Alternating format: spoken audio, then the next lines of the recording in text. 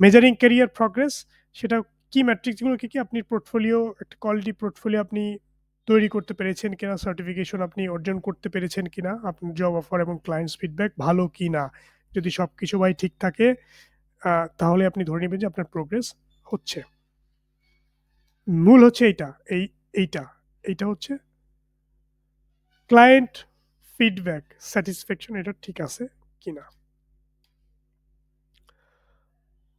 আচ্ছা, আরো কিছু ব্যাপার আছে। ধরুন আপনি সাকসেস মেজার করবেন হচ্ছে ধরুন আপনি কাজ করছেন আপনার ওয়েবসাইট বা ক্লায়েন্টের ওয়েবসাইটে সেটা ট্রাফিক বাড়লো কিনা। আগে ছিল ১০ জন আসতো এখন ১০ কে আসে। তার মানে আপনার প্রোগ্রেস হচ্ছে, এদেরও প্রোগ্রেস হচ্ছে। কনভার্সন রেট ঠিক আছে কিনা, ভালো আছে কিনা। আপনি ROI মিট করতে পেরেছেন কিনা। ROI মানে হচ্ছে রিটার্ন অফ ইনভেস্টমেন্ট। অর্থাৎ আপনি ৳৫ খরচ করে সেখান থেকে আপনি ৳১৫ জেনারেট করতে পেরেছেন কিনা।